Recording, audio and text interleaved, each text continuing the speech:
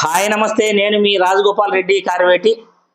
జెండా మోసిన జన సైనికుల పరిస్థితి ఎలా ఉంది అంటే మింగలేక కక్కలేక వాళ్ళు ఏం మాట్లాడలేక చాలా అద్మానమైన స్థితిలో ఈరోజు పార్టీలు ముందుకెళ్తున్నారు.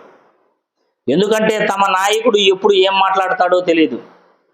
మరో 15 ఏళ్ళు నేను కూటమి ప్రభుత్వంతో కలిసే ఉంటాను అని అంటాడు. జెండా మోసిన వాళ్ళకి కష్టం వస్తే అసలు పట్టించుకోడు.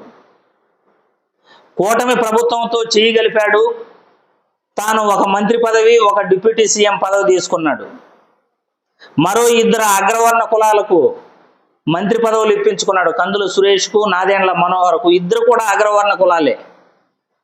ఆయన సామాజిక వర్గం, సామాజిక సేవ అంటాడే కానీ ఆయన ఎప్పుడు కూడా అవి పట్టించుకున్న పాపాన పోలేదు. జెండా మోసిన వాళ్ళకి మనం కనీసం ఒక్కరికైనా బడుగు బలహీన వర్గాలకి మంత్రి పదవి ఇప్పిస్తాము అని ఆయన ఈరోజు అనుకోలేదు. కాబట్టే అగ్రవర్ణ కులాలకి మంత్రి పదవులు ఇప్పించాడు. ప్రస్తుతం వాళ్ళ అన్న నాగబాబుకు ఎమ్మెల్సీ పదవి ఇప్పించి మంత్రి పదవి ఇప్పించే ప్రయత్నం చేస్తున్నాడు. మరి జెండా మోసిన కార్యకర్తల పరిస్థితి ఏంటి? 2024 ఎన్నికలలో 175 నియోజకవర్గాలలో మాకు సీట్లు వస్తుందేమో, మేము ఎమ్మెల్యే అభ్యర్థిగా నిలబడచ్చు అని టికెట్ ఆశించిన వాళ్ళకి మొండి చేయి చూపించాడు. కేవలం 21 స్థానాల్లో నిలబడ్డాడు. అధికారంలోకి వచ్చిన తర్వాత కూటమి పార్టీతో చేయగలిపాడు. మాకు నామినేటెడ్ పదవులు వస్తాయి, మాకు ఏదైనా మంచి పదవులు వస్తాయి, మమ్మల్ని గుర్తిస్తాడు అనుకుంటే కనీసం కార్యకర్తను కూడా పట్టించుకునే స్థితి పవన్ కళ్యాణ్ మనసులో కలగట్లేదు.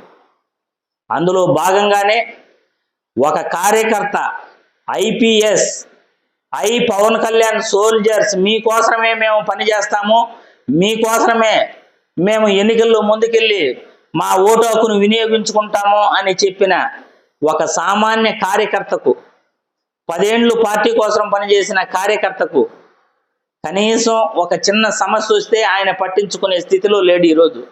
ఈరోజు 175 నియోజకవర్గాల్లో కూడా జన సైనికుల పరిస్థితి ఎలా ఉందంటే, మేము మా నాయకుడిని సీఎంగా చూడాలనుకున్నాము, ఈయనేందో 15 సంవత్సరాలు కూటమితో చేయగలిపి కంటిన్యూ అవ్వాలనుకుంటున్నాడు.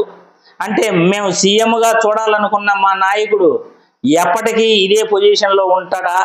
అసలు నెక్స్ట్ అధికారంలోకి వస్తాడా, రాడా, గెలుస్తాడా, గెలవడా? ఈయన కార్యకర్తలను పట్టించుకుంటేనే ఎవరైనా కానీ ఓట్లేస్తారు. ఇప్పుడు పవన్ కళ్యాణ్ కార్యకర్త గురించే ఆలోచించే పరిస్థితి లేదు.